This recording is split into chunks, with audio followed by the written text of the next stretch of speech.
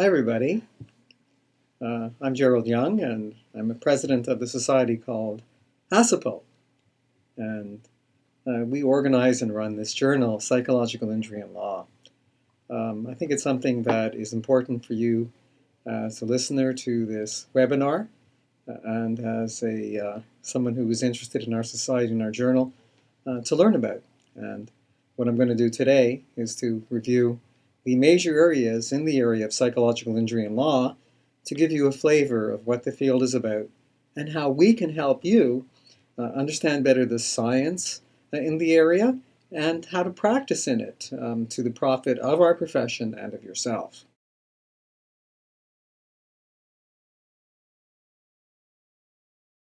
The seminar today is a continuing education one. It will review the major areas in psychological injury and law based on a publication, a recent publication in the journal that I authored called Trends in Psychiatric Injury and Law. I have slides here that I will be following as I speak, and those slides will be available to you so that you can follow along. And I'll refer to them as I go along. The other thing I'd like to say is that this is the first of our continuing education webinars. For example, we have one at the annual convention of the American Psychological Association coming up this summer in Washington with distinguished speakers, and we'd love for you to participate. And we are going to have other ones that we are going to place on our website, www.asapil.org, so that you can be current in this area of research to augment the science that you know and the quality of your practice. Okay, so if you're ready, I am ready.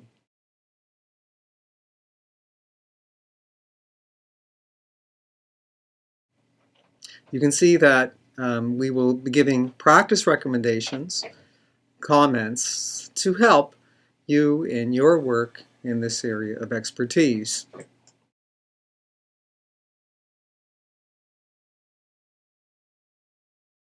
What are the major areas in psychological injury and law? This is the first substantive slide of the presentation. Well, the area is complex in the sense that we've put together about 10 major areas of psychology into one field. I have written several books on this topic, and others on the board have written books and articles as well. And the journal is dedicated to presenting articles in each of these areas. So between our books and the journal and our society, you can get a good understanding of the field. The first two that I'd like to talk about today are law and forensic psychology. Psychological injury concerns individuals who have things like post-traumatic stress, chronic pain, and traumatic brain injury due to events at claim.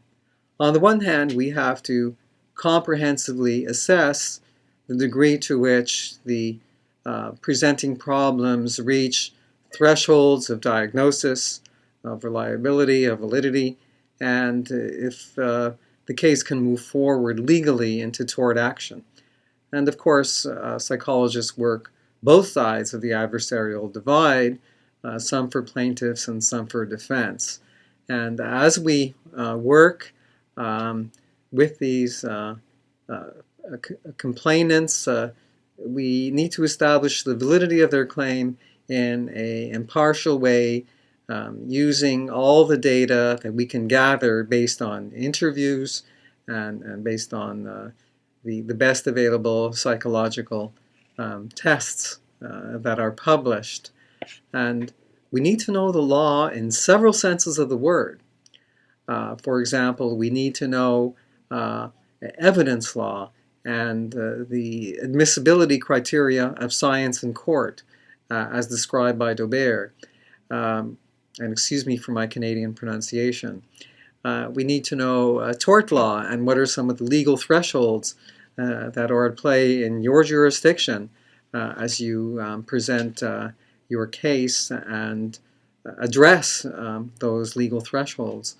We need to know forensic psychology because it provides the modes and modalities for assessing cases according to strict, comprehensive, scientific, and impartial criteria.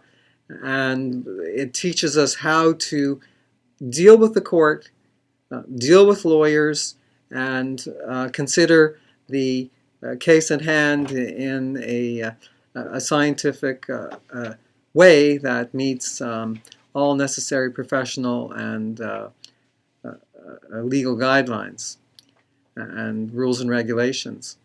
The next part of the presentation today will be examining assessment, testing, and malingering.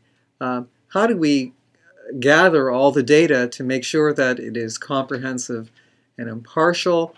Which questions do we ask to address the referral questions sent to us by the referral source?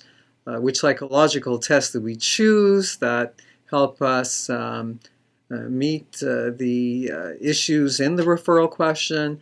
And how do we separate out those people who are providing a honest presentation versus those that are consciously malingering for financial gain versus those somewhere in the middle, for example, exaggerating their condition without necessarily a volitional conscious component.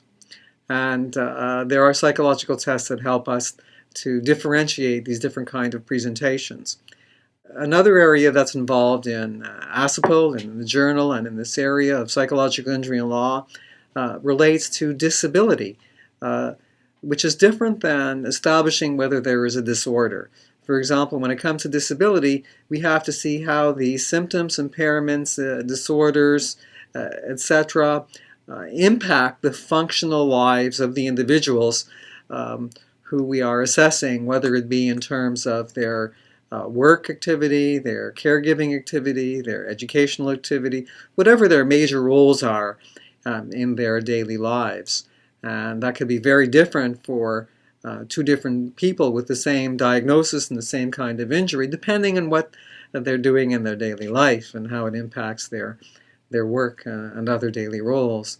And when we are establishing diagnosis and whether there are disabilities, we are using professional guides published by major medical and other associations. For example, the American Medical Association Guides of Evaluation of Permanent Impairment is in its 6th edition, and physicians and psychologists and other mental health professionals use this because it is mandated in jurisdictions, yours and others, for use in these kind of cases.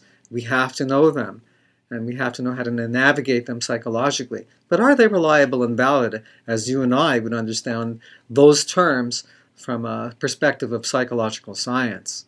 Another manual that's important, that I will be getting to toward the end of the seminar, of course, is the American Psychiatric Association Manual, the Diagnostic and Statistical Manual of Mental Disorders. And as you know, there's a new draft out there for the DSM-5 that was put out, and in our journal, in the most recent issue, we have addressed the reliability and validity and the practicality, the utility, and the research and the constructions in this draft for their reliability and validity to see whether it's going to help or perhaps even hurt in the area of psychological injury and law. Is it better than the prior edition? Is there much more research that has to be undertaken before it meets the objectives of being a useful tool based on science? And these are the kind of major areas in the field of psychological injury and law that I'll be discussing today.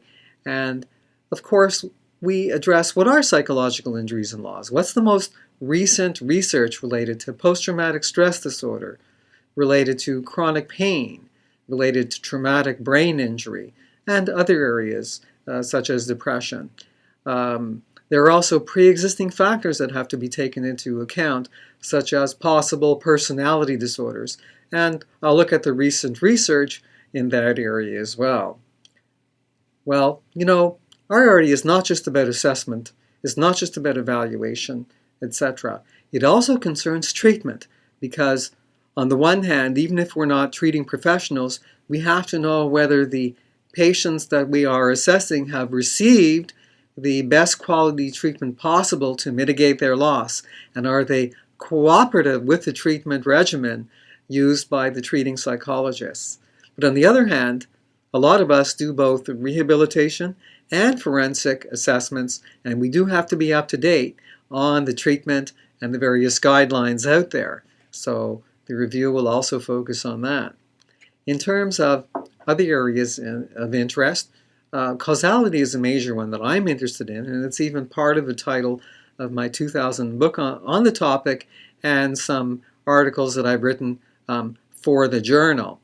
And for causality, there really are about 4 major areas that a good assessor should examine carefully in every single evaluation undertaken in this area. And they concern the accident or the event at claim for sure, and how that has led to any changes in psychological condition.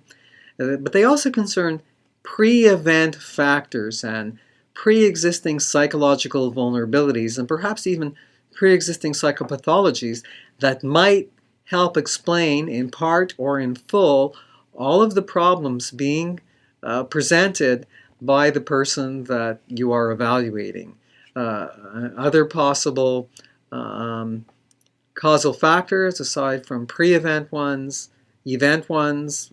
The accident or event could be especially traumatic and horrifying, and post-event ones, in terms of psychological course, concern secondary factors. For example, what if there's a death in the family that affects the individual outside of the event of claim?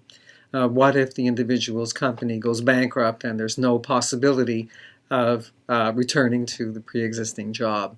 And these factors have to be considered as well.